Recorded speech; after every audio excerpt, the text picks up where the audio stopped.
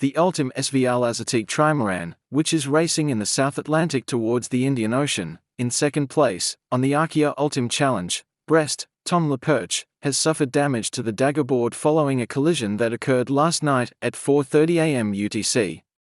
Solo skipper Tom Laperche immediately informed his technical team, and he has been in constant contact with them.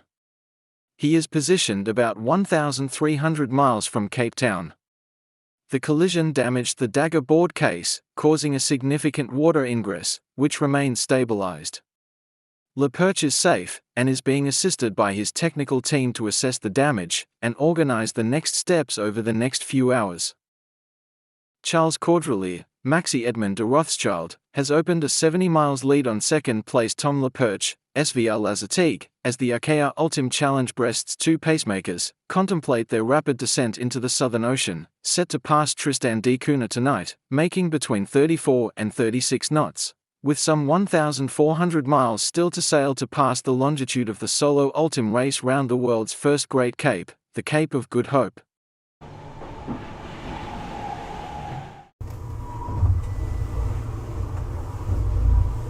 Salut, salut!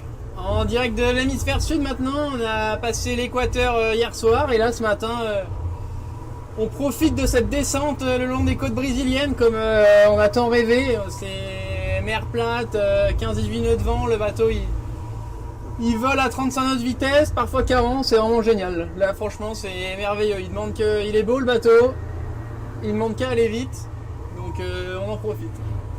On profite pour faire des belles vitesses, descendre vers le sud et la descente vers le cap de Bonne-Espérance s'annonce plutôt rapide en tout cas.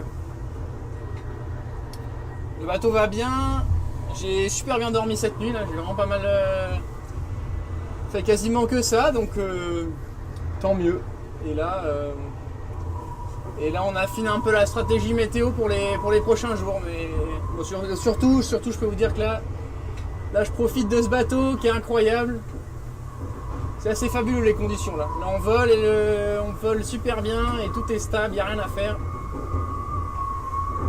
Il en profite ce trimaran.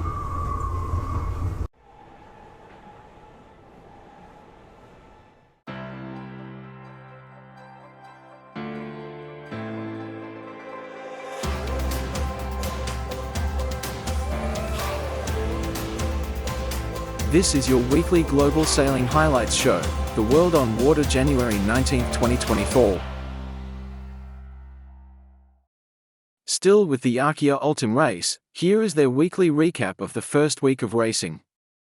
Imagine just 8 days of sailing and the lead boats are in the deep South Atlantic headed for passing the Cape of Good Hope. The leader is clocked at 35 knots. All the teams are represented in this report. 1, 2, 1, 2, vous m'entendez? Ouais, sûrement. Déjà une semaine qu'on est parti de Brest. Je sais pas pour vous, mais il y a des semaines, j'ai l'impression d'avoir fait plus de choses que d'autres. Bon, je vais faire un peu de bricolage parce que j'ai une fenêtre pas étanche. Voilà. Bon bah voilà, on commence à sortir doucement de cette zone de calme. Et là, je vois le vent qui est en train de rentrer. Ouais, c'est bon ça. Ça veut dire qu'on revit, qu'on redémarre. J'ai pris une douche ce matin, est sorti, le t-shirt propre, le caleçon propre.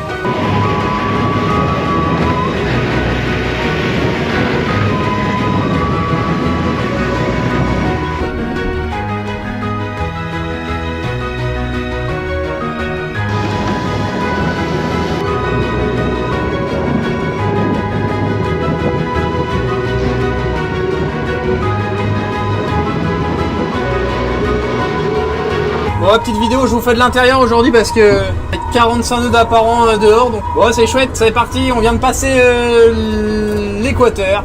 On est passé dans l'hémisphère sud. Voilà, on a basculé. C'est parti pour le tour du monde quoi, on passe dans le sud et on va y rester, je sais pas, une trentaine de jours. À partir de ce moment-là, on s'éloigne, on s'en va un peu.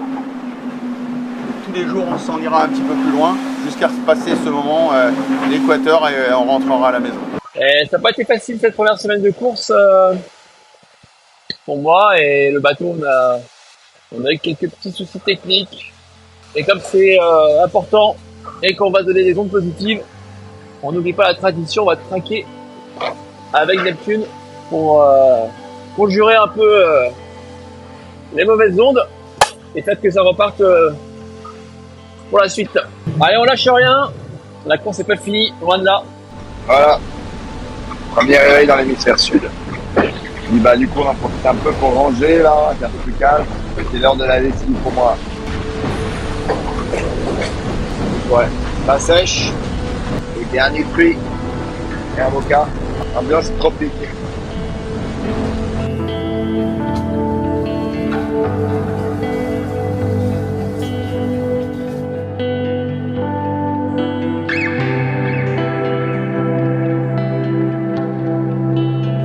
Voilà l'entrée du poteau noir. Les petits grains derrière là-bas. Pendant que les copains se font la malle dans l'Alizé brésilien. J'ai vite hâte de m'extirper de ce bazar. Surtout, je peux vous dire que là, je profite de ce bateau qui est incroyable. C'est assez fabuleux les conditions là. Là on vole et on vole super bien et tout est stable, il n'y a rien à faire. Il en profite ce trimaran. Ça y est, on est dans le sud. Voilà, le petit est tant attendu. Cet Atlantique Nord n'a pas été de tout repos. C'est plutôt un Atlantique Nord au final très rapide dans le golfe de Gascogne. Plutôt très lent pour nous après. Mon petit doigt te dit que ça risque de changer à partir de cet hémisphère sud. En tout cas, il va se passer plein de choses. Les conditions sont plutôt chouettes pour l'instant.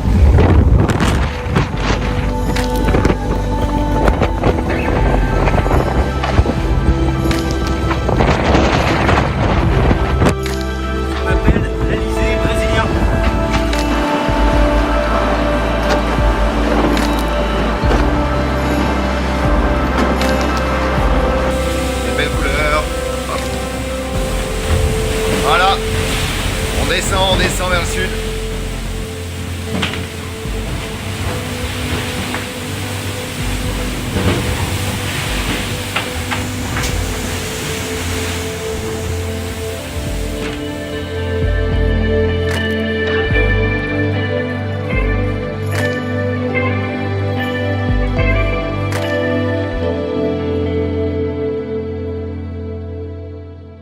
We are Sailing Only Media.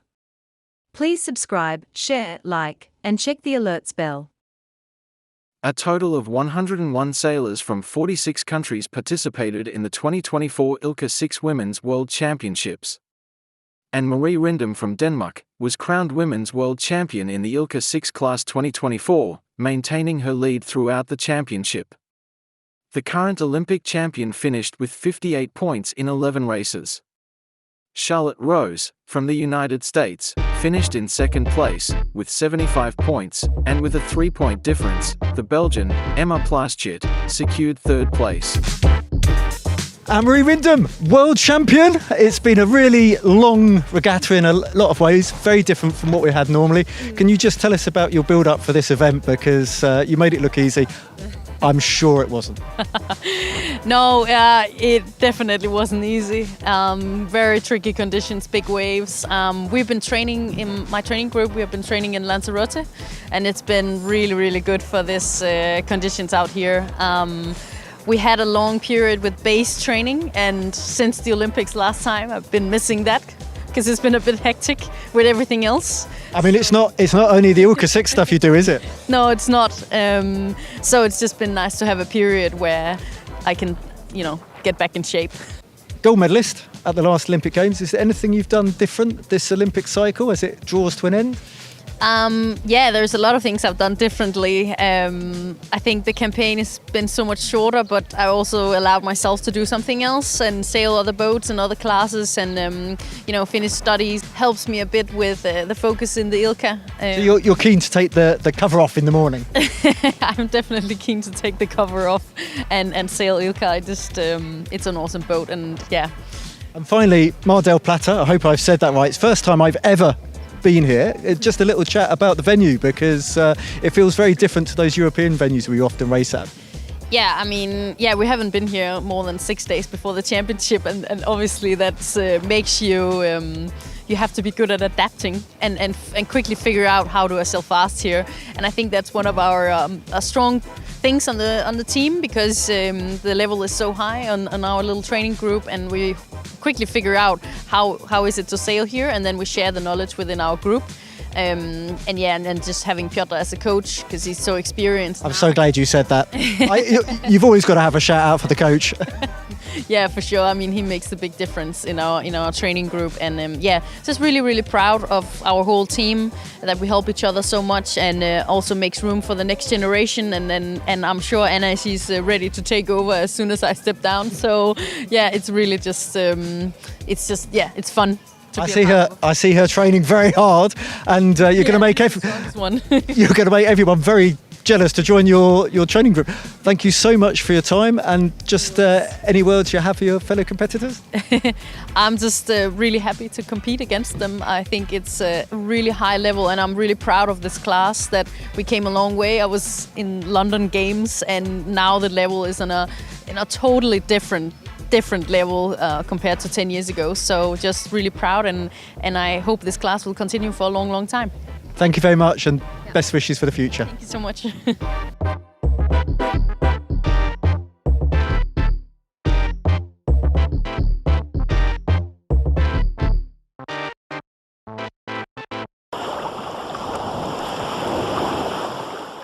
There was an incident-packed stopover in Auckland after the Ocean Globe Races, Leg 2 finish. The fleet set off on Leg 3 to Brazil via Cape Horn, on a sparkling Kiwi day. There was an unfortunate incident during the stopover which involved race leader Translated 9, resulting in a heavy time penalty on the yacht going forward, and the subsequent removal of their skipper. 12 iconic yachts powered down Auckland Harbour with real purpose this week, and it made for a thrilling start to Leg 3 of the Ocean Globe Race. Next stop, Yacht Club Punta del Este, Uruguay, but first there's Cape Horn. In perfect northeasterly 15 to 20 knot winds it looked easy. A tight start line in front of the Royal New Zealand Yacht Squadron delivered great pictures, as yachts fought for the line. Tight tacks, ducking and diving, making it difficult to tell who'd actually crossed the line first. For yachts arrived too early with last-minute maneuvers to save themselves, and one forced jibe broke baton cars on l'Esprit d'Equipe. The French Swan 53 Triana, skippered by Jean d'Arthuis, currently sitting fourth in IRC ranking overall, burst through and succeeded in clinching first spot, just seconds ahead of the Finnish yacht Galliana with Secure, an Australian entrant Outlaw. For an around-the-world race where a few seconds do not make much difference, this was seriously close racing. The pontoons of Jellicoe Harbour buzzed with anticipation, nerves and excitement as the first yacht, Translated 9IT, current IRC leader, slipped their lines at noon, followed by the fleet at 3-minute intervals. With a short stat line right in front of the Royal New Zealand Yacht Squadron, many spectator boats and onshore spectators enjoyed the fantastic nautical performance, much like the scenes witnessed back in 1977 when the Whitbread first visited Auckland. The ARKÉA yachts, including 7 former Whitbread yachts, put on a display befitting the celebration of the 50th anniversary of the original Whitbread races, with many Whitbread veterans cheering on the fleet from the decks of the legendary Steinlager 2 and Lion New Zealand. At 1400 hours local time Sunday 14th, Sarah Jane Blake, daughter of the much-adored late Sir Peter Blake, who won every leg on the Whitbread onboard Steinlager 2, fired the start cannon from the traditional wooden brigantine, Breeze. Don McIntyre, OGR director and founder, was naturally delighted with the start. Earlier in the day during the official crew photograph he told the sailors of the pride he felt in their achievement to date, recognized the challenges they faced ahead in the daunting sail around Cape Horn and instructed them in no uncertain terms to stay safe. Wow, the start was everything you could hope for. These sailors have worked so hard to get here and they have a lot of sailing ahead of them to get around Cape Horn. Anything can happen over the next 6,000 miles to Uruguay. With the 12 yachts across the start line, the fleet raced towards the Royal Akarana Yacht Club, leaving a marker to port, then across towards the gate at North Head. It didn't take long before the familiar patterns of leaders emerged: Spirit of Helsinki, Penduic 6, Translated 9IT, and Maiden UK were all battling for the first spot. By sunrise on the first morning of racing, Pen Duick 6 had taken the lead.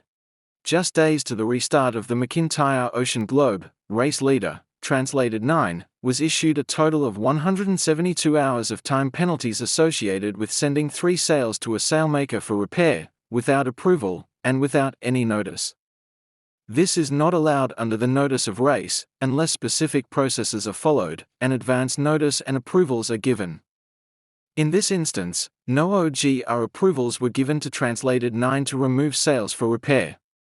When all entrants were asked later by the organizer if sails were delivered to a sailmaker for repairs, a declaration was provided by the captain of translated 9, clearly stating they had not been removed, and were on board the boat. In fact, the sails had been removed 3 days before the captain's declaration was received. On investigation, after the declaration was received, it was proven that 3 sails were sent to a sailmaker by the captain of translated 9, before the declaration. OGR immediately commenced an inquiry. The captain admitted the declaration he supplied was wrong, and that at the time he supplied the declaration he was aware sails were at the sailmaker. On that basis, a total of 72 hours penalties were applied for the 3 sails sent without the authority or knowledge of the OGR. A further 100-hour penalty was applied for the supply of a wrong declaration when asked. As the captain acted against team orders, and the direct instructions of the team manager and owner, and without their knowledge, this 100-hour penalty was suspended, subject to the entry not breaching any further nor rules. If that be the case, the entry would be disqualified. Following the official report and penalties applied, the captain of translated 9 resigned, accepting responsibility for his error of judgment. The shore team for Ultim Bank Populaire has finished their repair, and now it's time for Amel to get back into race mode. He has lost a day and the fleet has made good progress towards their first cape. Ça y est, on est reparti de Brésil, de Récif il y a quelques minutes. C'est reparti pour l'ARKÉA Ultim Challenge à bord de Banque Populaire. Un bateau, 100% de son potentiel. Encore beaucoup de milles devant nous. Il va se passer plein de choses. Et un grand merci à toute l'équipe du team qui m'a permis de reprendre la mer rapidement, après un peu plus de 24 heures. Et puis surtout un grand merci à tous ceux qui nous ont aidés ici à Récif. Voilà, super entraide entre les locaux, les Français expatriés ici, quand même bretons. Des gens qui étaient aussi en passage sur des bateaux qui nous filaient un coup de main. Bref, top. Et on va redescendre vers le sud, direction l'Atlantique Sud maintenant, avec les passages. Prochaine grosse étape, c'est le passage de Bonne-Espérance d'ici une semaine environ. Donc un changement de météo à venir dans les prochains jours. Allez, à très bientôt et merci à tous pour votre soutien sur les réseaux, c'était top. Et on est motivés comme jamais. Ciao, ciao.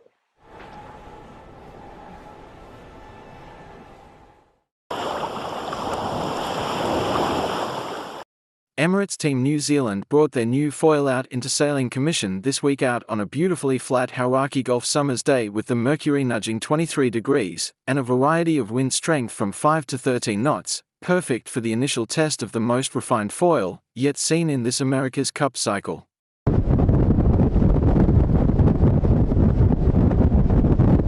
I'm here with Peter Burling.